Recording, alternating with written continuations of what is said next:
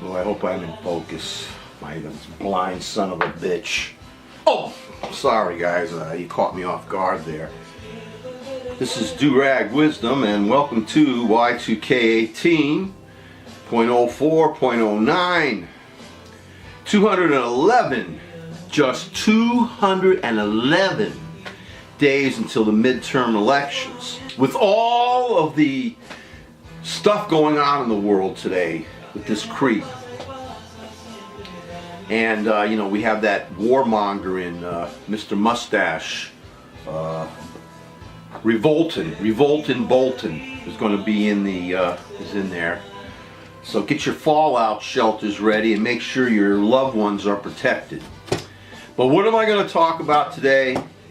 Steven Spielberg is a butthole. Butthole. Big, wide, whale wide. How dare he define what is cinema? King Steven Spielberg has proclaimed that only pictures made exclusively for movie theaters should be considered as bona fide movies. But movies that debut on Netflix, like Mudbound, or movies that premiere on Amazon, they're not considered eligible for Oscars. One of Spielberg's first movies, by the way, one of them, you know, early pictures, was a TV movie called Duel. Spielberg has forgotten what hungry is, what it means to be hungry, meaning moving up, trying to make a name for yourself in that Hollywood playground. I mean, I'm still working at it, and I'm 67, so what does that tell you about me? And I say, fuck him. By the way, Steven Spielberg also did a Columbo TV movie in the first season of that show, way back in the 1970s. I guess Spielberg didn't have too much time to reflect on defining what a movie is, because at that time, that prick was very, very hungry. A young man trying to work his way up the ladder of excess. Ingmar Bergman, one of the finest auteurs, directors ever, and his movies are compelling, was a true pioneer of movies for TV. And especially in his miniseries, Scenes from a Marriage. And that was in the early 1970s, and it had a running time of 285 minutes approximately. When it was released in the movie theaters here, it was released in a 167-minute cut. But this movie, Scenes from a Marriage, was first premiered on European TV, as well as the classic and surreal Berlin Alexander plots, directed by Rainer Werner Fassbinder. It was 14 hours, folks. It premiered on German TV, a miniseries. I call them movies, long epic movies. On its premiere in the USA, if you wanted to go and you wanted to buy, tickets, they gave you 2 sets of tickets because you weren't going to sit there for 14 hours. So you bought 2 tickets, you went to see 7 hours and 7 hours. Shows you about our attention span. Europeans' definition of cinema is much wider than ours. And I believe that they invented the idea of the long-form movies, miniseries if you will, that take advantage of the TV and of our viewing habits. Because yes, you can make a longer film via miniseries or extended series with the fact that people are home, they're not stuck sitting in a seat for that amount of hours, so you have more time to tell your story. As you can see, I love the cinema, the art of the cinema. And when I was growing up, one of the greatest treats for me was to have at my local movie theater the 3-hour film that was in circulation at that time. That circled, that trickled its way down to the local theaters. So I got to see The Alamo, and I got to see Spartacus and West Side Story. The Guns of Navarone, they had intermissions in the middle. I used to love to sit and watch those long-form films, and it continues into my old age. The greatest movies these days are being made on TV. And that started with monumental TV movies like, and that's way back, Rich Man, Poor Man, not the sequel, Shogun, Centennial, Roots the Second Generation, Holocaust, The Winds of War, War and Remembrance, The Thornbirds, among others.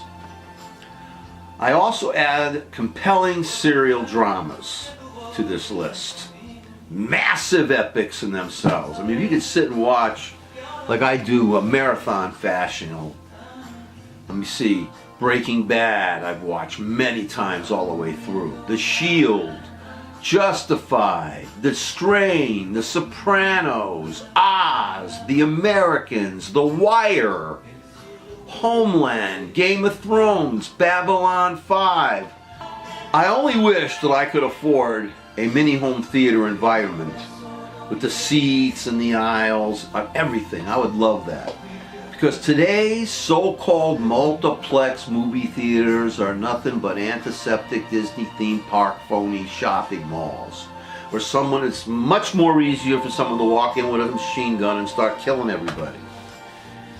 And of course, instead of drawing a curtain like they used to do in the old days, and before that there was the music, you were sitting there waiting for the movie to come on, the lights to go down, and then the music would stop and the curtain would pull open. You don't have curtains anymore. We have 20 minutes worth of commercials.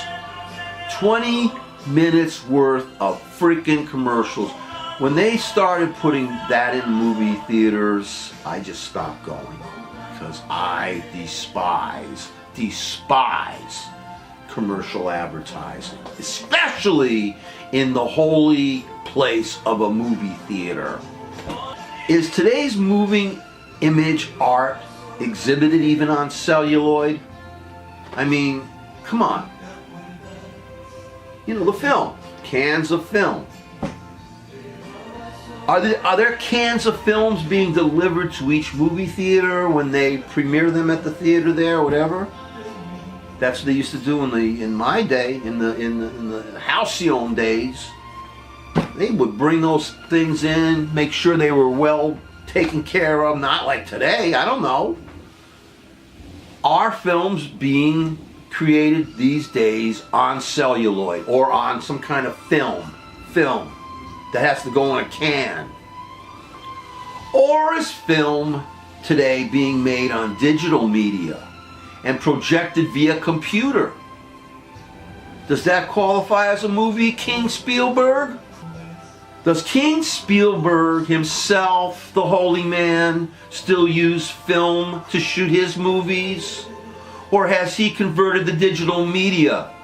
I saw a compelling, crazy movie by David Lynch called Inland Empire, totally shot on digital video. It looked like it was a movie. It didn't look like a video, but what a movie that was. But is that a movie, King Spielberg? I mean, I personally prefer film to digital. But full disclosure, folks, my entire movie collection is on digital.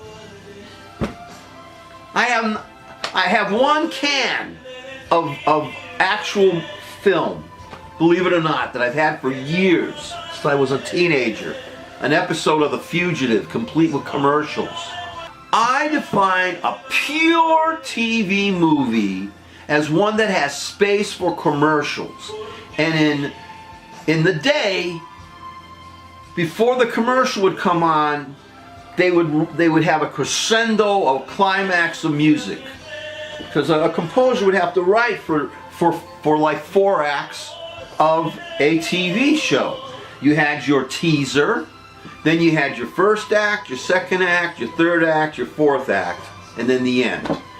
Wasn't as many commercials back in those days, and the TV shows were longer. I mean, were the running time. And they put music, they warned the people, this is the end of the first act, and the music would go up. So I define a pure TV movie as one that's made especially to have breaks for commercials. The last Spielberg movies that I purchased were AI, Artificial Intelligence, great science fiction, and War of the Worlds remake. Mudbound had its debut on Netflix, and it should have been nominated for an Academy Award for Best Picture at the very least. Spielberg's The Post was nominated. Bully for you, King Stephen. I boycotted the latter, The Post, will not see it, and enjoyed the former, Mudbound. Great movie. Spielberg is a butthole.